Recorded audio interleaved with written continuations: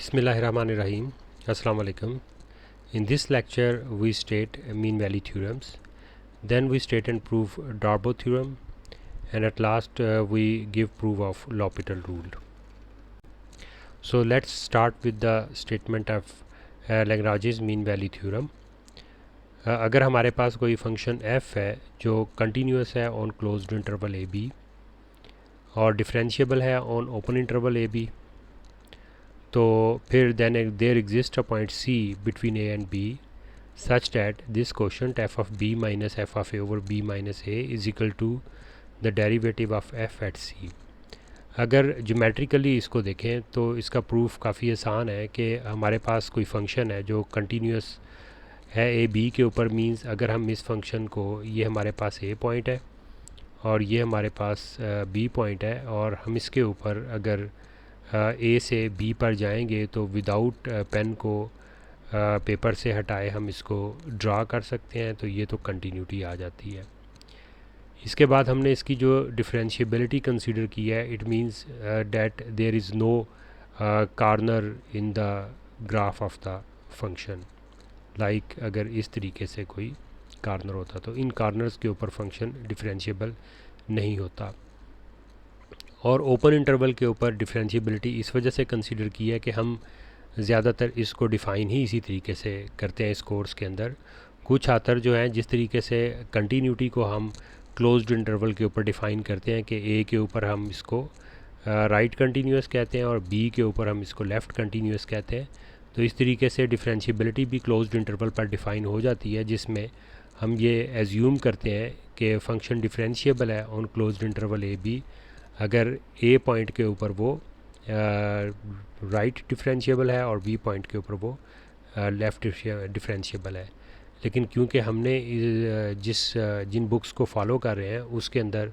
Differentiability को हम ज़्यादातर नेबरहुड के ऊपर डिफ़ाइन करते हैं, तो जिसकी वजह से हम ए बी ओपन इंटरवल कंसीडर करते हैं, क्योंकि इसका हर पॉइंट जो है वो नेबरहुड ज़रूर रखता है. अब जब इसका इस किस्म का कर्व ये बन जाता है हमारे पास, अब इसका मतलब ये है F of B minus F of A over B minus A कि हमारे पास ये point A F of A है और ये point B F of B है. इसमें से जो लाइन गुज़रती है जिसको हम सीकेंट लाइन भी कहते हैं, ये फार्मूला हमें उसका स्लोप प्रोवाइड करता है. और जो डेरिवेटिव होता है इसकी एक ग्राफिकल इंटरप्रिटेशन जो है वो है कि ये किसी भी कर्व का, जैसे सी पॉइंट के ऊपर ये स्लोप ऑफ टेंजेंट को रिप्रेजेंट करता है. जैसे यहाँ पर ये हमारे पास अगर सी पॉइंट है तो हम यहाँ पर एक ऐसी, कम से कम एक ऐसी लाइन ड्रा हो सकती है जिसका स्लोप जो है वो स्लोप ऑफ सीकेंट लाइन के बराबर होगा. अगर कर्व ज़रा थोड़ा सा डिफरेंट बना लें हम, तो एक से ज़्यादा लाइन भी एग्जिस्ट कर सकती हैं. जैसे अगर कर्व इस किस्म का होता और हम यही चीज़ें इसी तरीके से कंसीडर कर रहे होते हैं कि ये पॉइंट हमारे पास ए हो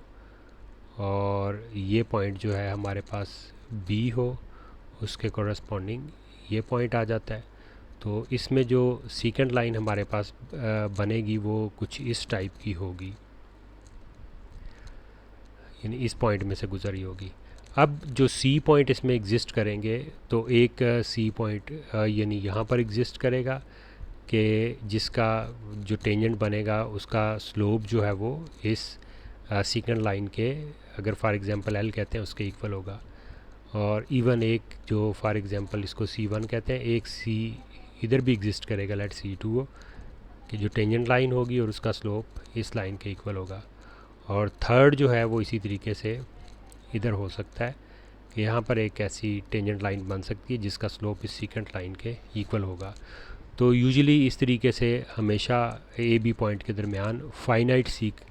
जो सी हैं वो एग्जिस्ट कर सकते हैं, क्योंकि हम किसी भी कर्व के दरमियान इस तरीके से जो अप एंड डाउन्स हैं वो फाइनाइट अप एंड डाउन्स जो है वो ड्रा कर सकते हैं. इसका एनालिटिकल प्रूफ हम स्किप कर रहे हैं क्योंकि ये बीएससी कैलकुलस के अंदर कंसीडर है, और अगर आप प्रूफ देखना चाहें तो आसान सा प्रूफ है बीएससी की या किसी भी कैलकुलस की बुक के अंदर, या हमारी जो रिकमेंडेड बुक्स हैं उसमें भी आप इसको देख सकते हैं. अब आते हैं इसके जर्नलाइज वर्जन की तरफ. अगर हमारे पास दो फंक्शन है एफ़ और जी,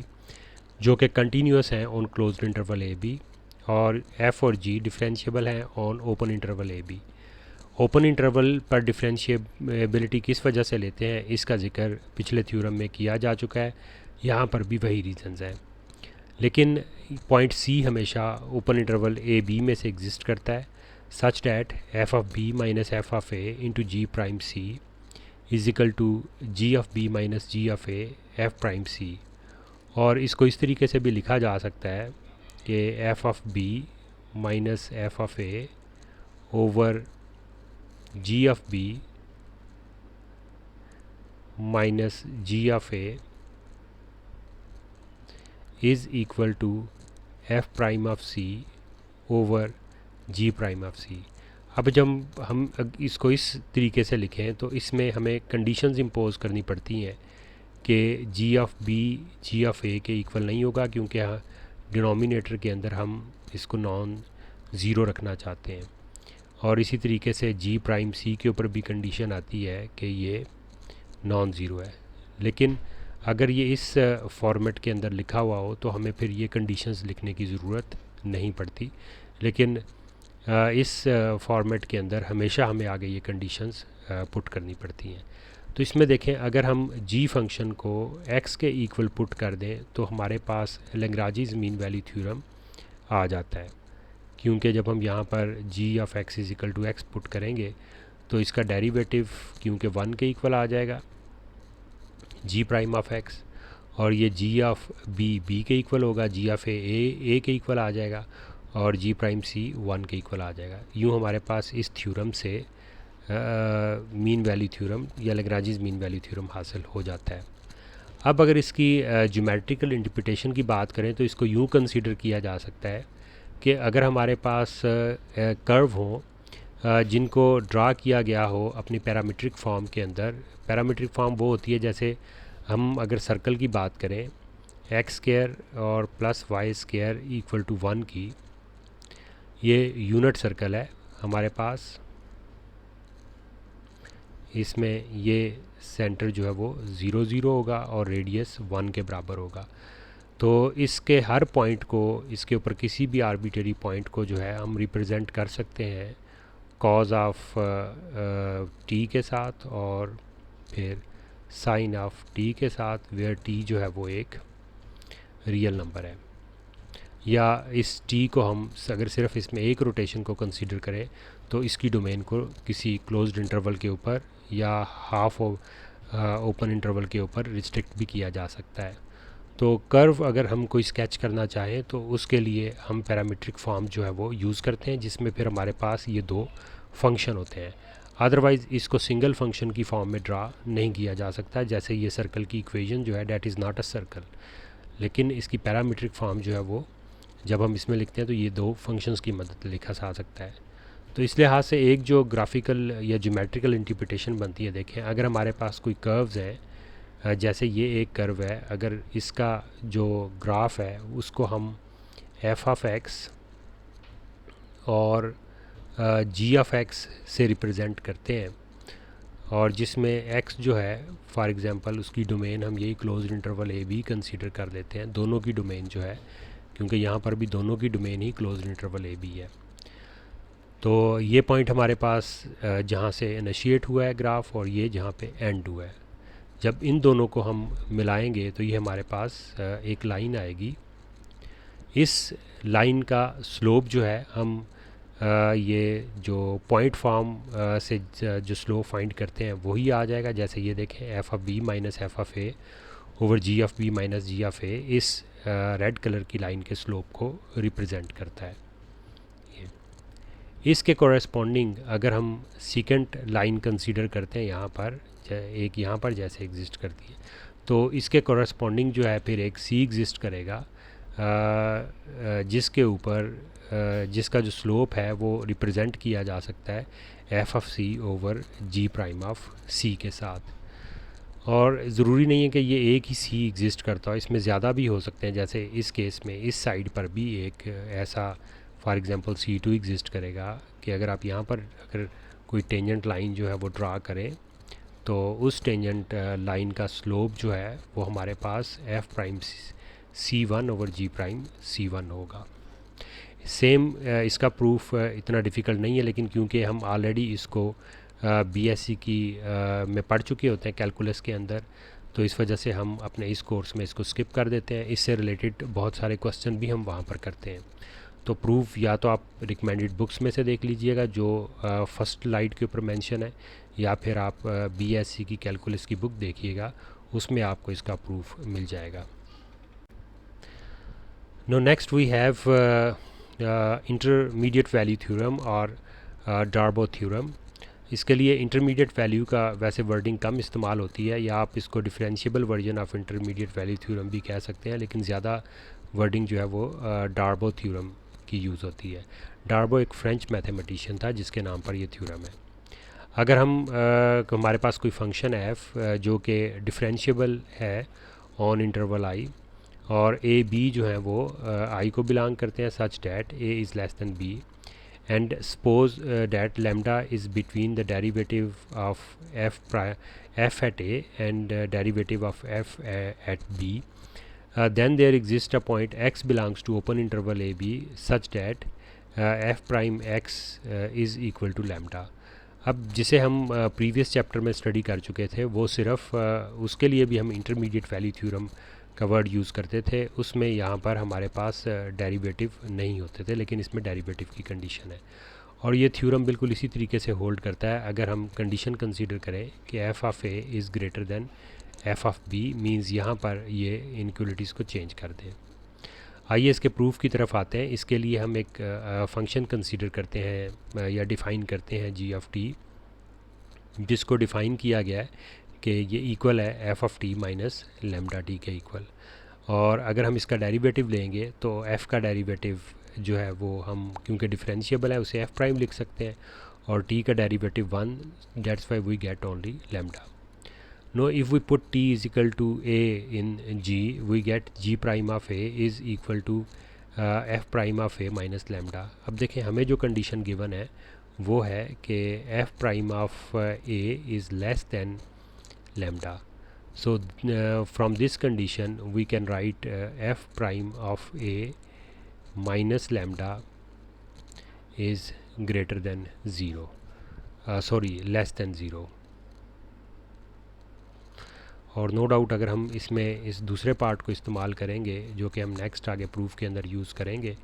तो फिर हम इसको लिख सकते हैं f prime of b minus lambda is greater then 0। तो यहाँ पर हम इस कंडीशन को देखें, अगर यूज़ करते हैं कि अगर हमें गिवन है कि f prime of a minus lambda less than 0 है, इसका मतलब है कि फिर g प्राइम a जो है डेट विल बी नेगेटिव। इसका मतलब ये हुआ कि फिर g मोनोटोनिकली डिक्रीजिंग है एट पॉइंट a, मीन्स कि अगर a से पहले कोई पॉइंट होगा तो उसके ऊपर फंक्शन की वैल्यू ज़्यादा होगी, और a के बाद कोई पॉइंट होगा उसके ऊपर फंक्शन की वैल्यू कम होगी, क्योंकि हम कह रहे हैं कि अगर ये हमारे पास a पॉइंट है और a के ऊपर अगर फंक्शन की वैल्यू गिवन है तो f ऑफ a है, तो इससे पहले जो है वो फंक्शन की वैल्यू ज़्यादा होंगी और इसके बाद फंक्शन की वैल्यू कम होंगी, यानी इसका एक नेबरहुड ऐसा एग्जिस्ट करेगा जिसमें ये कंडीशन जो है वो होल्ड करेगी। अलबत्ता ये हो सकता है कि इसके बाद फंक्शन फिर इंक्रीज़ कर जाए, लेकिन ये ऐसा नेबरहुड ज़रूर रखेगा ऐसा। तो अगर ये इस किस्म का नेबरहुड रखेगा तो फिर हम एक पॉइंट t1 ऐसा फाइंड कर सकते हैं इसके इर्द गिर्द कि इस इंटरवल ए बी में से,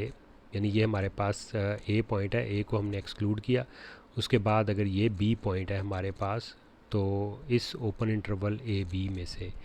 और ये t1 पॉइंट बिल्कुल इसके a के नेबरहुड में इस जगह पर मौजूद है, क्योंकि फंक्शन डिक्रीज़ कर रहा है, इस वजह से g ऑफ a उससे ज़्यादा होगा और g ऑफ t1 उससे कम होगा। नो डाउट ऐसी कंडीशन है, देखें कि अगर हम इस t1 को यहाँ कंसीडर करते तो जैसा मैंने फंक्शन का ग्राफ यहाँ पर ड्रा किया है, तो पॉसिबिलिटी थी कि g ऑफ t1 की वैल्यू उससे ज़्यादा हो जाती। इसी वजह से हम यहाँ पर कह रहे हैं कि कम से कम एक पॉइंट ज़रूर ऐसा एग्जिस्ट करेगा, ठीक है। इसका ये मतलब नहीं है कि उसके बाद तमाम के तमाम पॉइंट इस कंडीशन को सेटिस्फाई कर रहे होंगे। सिमिलरली आप देखिए हमारे पास g prime b f prime b minus lambda के इक्वल होगा। और जैसा कि हमें कंडीशन गिवन है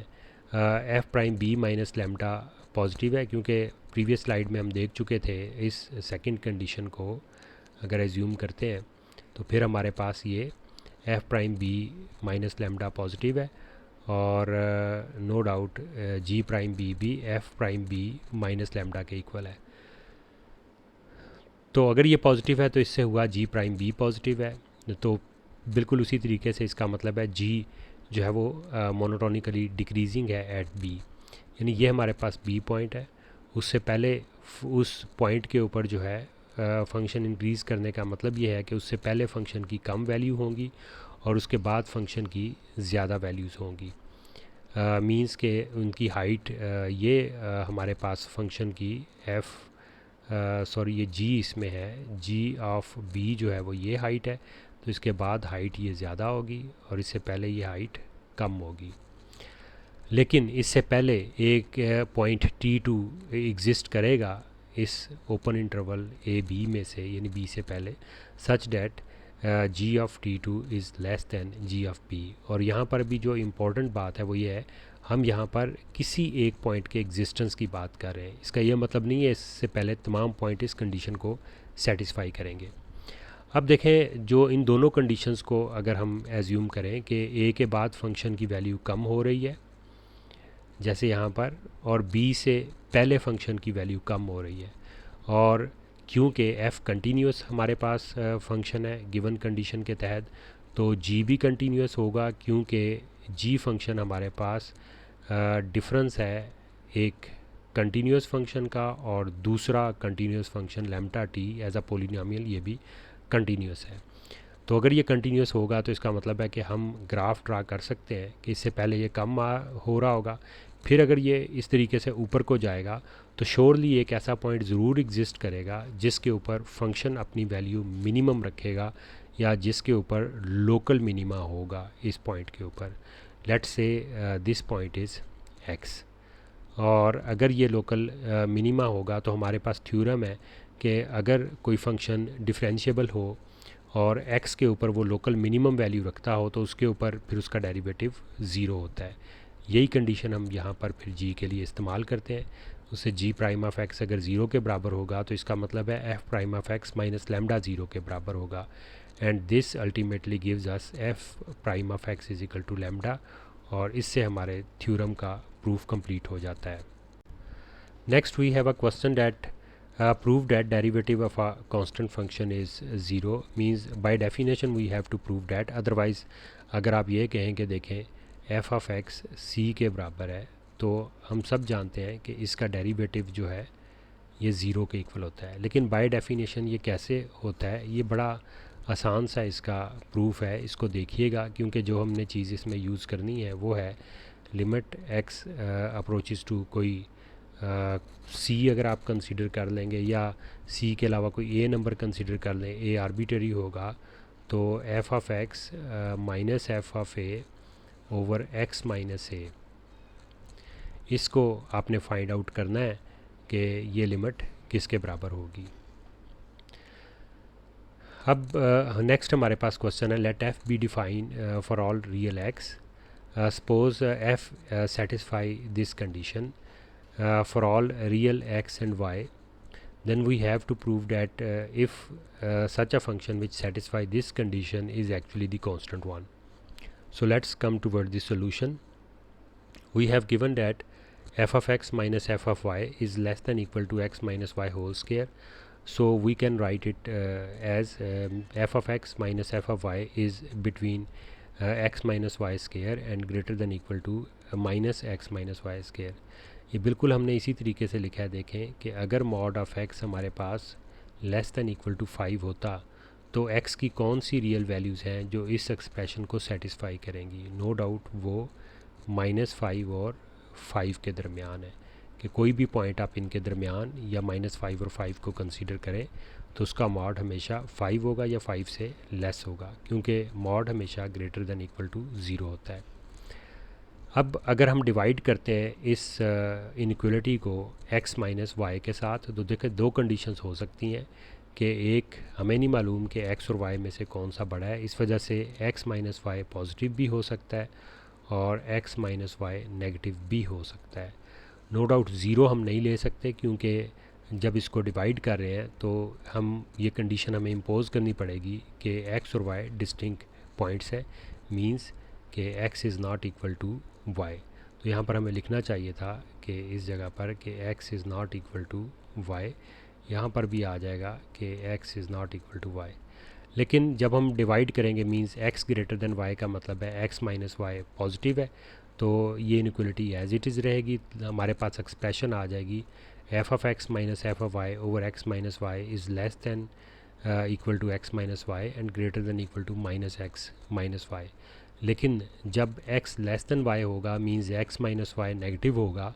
और इस एक्सप्रेशन के साथ जब हम इसको डिवाइड करेंगे तो ये इनइक्वलिटीज़ चेंज हो जाएंगी जैसे यहाँ पर हुई, और हमारे पास एक और इनइक्वलिटी बन जाएगी।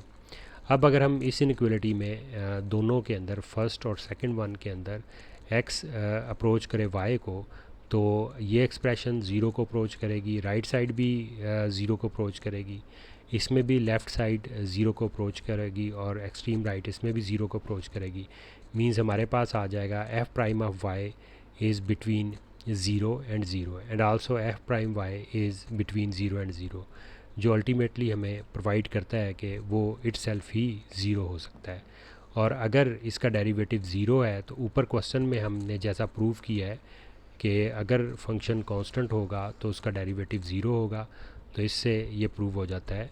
कि क्योंकि y एक आर्बिट्रेरी पॉइंट है, ये तमाम पॉइंट के लिए इसका डेरिवेटिव जो है वो ज़ीरो है for r y belongs to r। This is the reason that a function f is the constant one.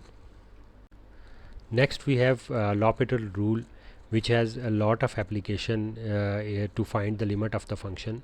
अगर f prime x और g prime x exist करते हैं such that g prime x is not equal to zero, this condition is very important।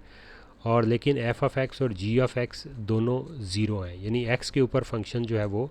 Zero value रखता है। और अगर हम limit find करना चाहते हैं t approaches to x f of t over g of t, तो ये इक्वल होगा f prime of x over g prime of x के, अगर g prime of x non zero हो, जैसे ये कंडीशन है। इसको ज़्यादातर हम इस तरीके से सॉल्व करते थे कि जब एज अ टूल हम यूज़ करते हैं तो उसमें हम डायरेक्ट लिमिट के क्वेश्चंस को इस तरीके से सॉल्व कर रहे होते हैं कि हमारे पास अगर ये एक्स क्यूब माइनस ए क्यूब है और नीचे हमारे पास एक्स माइनस ए है, अगर क्योंकि अबव हमारे पास पोलिनोमियल है और डिनोमिनेटर में भी पोलिनोमियल है, और हम इसके ऊपर लिमिट दोनों के ऊपर डिस्ट्रीब्यूट कर सकते हैं, और क्योंकि ये कंटिन्यूस है इस वजह से इनकी लिमिटिंग वैल्यू एक्चुअल वैल्यू के इक्वल होगी। तो हम अगर इसको एफ ऑफ एक्स कहते हैं ऊपर वाली टर्म को, और नीचे वाली टर्म को अगर हम जी ऑफ एक्स कहते हैं, यानी इसको हम जी ऑफ एक्स कहते हैं और इसको अगर हम एफ ऑफ एक्स कहते हैं, तो आप देखें इसकी लिमिटिंग वैल्यू इसकी एक्चुअल वैल्यू के ही इक्वल होती है, और नो डाउट इसकी लिमिट जो है that is equal to zero, और डिनोमिनेटर में जो है उसकी लिमिट भी एग्जिस्ट करती है जो ज़ीरो के इक्वल है। और ये कैसे आएगी, इसमें कंटिन्यूटी की वजह से हम डायरेक्ट एक्स की जगह पर ए पुट करेंगे, क्योंकि कंटिन्यूस फंक्शन हो तो लिमिटिंग वैल्यू एक्चुअल वैल्यू के इक्वल होती है, और ऊपर भी पुट करेंगे तो हमारे पास ये ज़ीरो ऊपर भी ज़ीरो आ जाएगा और डिनोमिनेटर में भी ज़ीरो आएगा। तो इससे हमारे पास ये लॉपिटल रूल की कंडीशंस सेटिस्फाई हो जाती हैं, ये जो गिवन है। अब इसका मतलब ये है कि अगर हम इसकी लिमिट फाइंड करना चाहें तो ये इक्वल होगा लिमिट एक्स अप्रोचेस टू ए, और इसका डेरिवेटिव लेंगे एफ प्राइम ऑफ एक्स, तो ये हमारे पास सिर्फ 3x स्क्वायर के इक्वल होगा, और डिनोमिनेटर में हमारे पास इसका डेरिवेटिव 1 के इक्वल आ जाएगा। अब जो डिनोमिनेटर है इसकी लिमिट नॉन ज़ीरो है क्योंकि वो 1 ही रहेगी, लेकिन ऊपर पोलिनोमियल होने की वजह से और कंटिन्यूटी कंडीशन की वजह से इसका डेरिवेटिव लिमिटिंग वैल्यू जो है वो एक्चुअल वैल्यू यानी 3a स्क्वायर के इक्वल होगी। तो इस तरीके से हम बहुत ज़्यादा क्वेश्चन जो है वो लॉपिटल रूल को यूज़ करके बड़ी आसानी से फंक्शंस की लिमिट फाइंड कर सकते हैं। तो इसका प्रूफ देखें जो काफ़ी आसान है कि अगर हम इस लिमिट को कंसीडर करते हैं, अब क्योंकि गिवन है हमें कि एफ ऑफ एक्स और जी ऑफ एक्स दोनों इक्वल हैं और ज़ीरो के इक्वल हैं, तो हम इसमें ज़ीरो को सब्ट्रैक्ट कर देते हैं नोमिनेटर में से भी और डिनोमिनेटर में से भी। This can be written as f of x,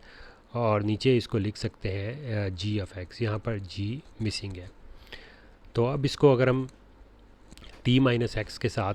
divide और मल्टीप्लाई करते हैं, क्योंकि t और x आपस में इक्वल नहीं होंगे, क्योंकि हम यहाँ पर लिमिट फाइंड करने जा रहे हैं, जिसकी वजह से ये इक्वल नहीं हो सकते। अब हम दोनों पर f of t minus F of x over t minus x when limit t approaches to x, ये एक एक्सप्रेशन आ जाती है, और इसको इस टी ऑफ एक्स को इधर डिनोमिनेटर में ले जाया जा सकता है, ये दूसरी एक्सप्रेशन आ जाती है। और क्योंकि लिमिट डिस्ट्रीब्यूटिव होती है कोशंट में भी, तो इसके ऊपर 1 के ऊपर अलहदा लिमिट लगा सकते हैं जो 1 ही रहेगी, और डिनोमिनेटर पे अलहदा, तो अल्टीमेटली हमारे पास ये एक्सप्रेशंस आ जाएंगी। अब क्योंकि हमें गिवन है कि function F differentiable eight point x, तो ये बाय डेफिनेशन ये लिमिट फंक्शन के डेरिवेटिव एट एक्स के बराबर होगी, और ये लिमिट जो है जो नीचे गिवन है हमारे पास ये जी के डेरिवेटिव के इक्वल होगी। यूँ हमारे पास ये आ जाता है F prime x over G prime x, और हमारे पास इस थ्योरम इस क्वेश्चन का प्रूफ कंप्लीट हो जाता है। And thank you very much for your attention. Take care and अल्लाह हाफिज़।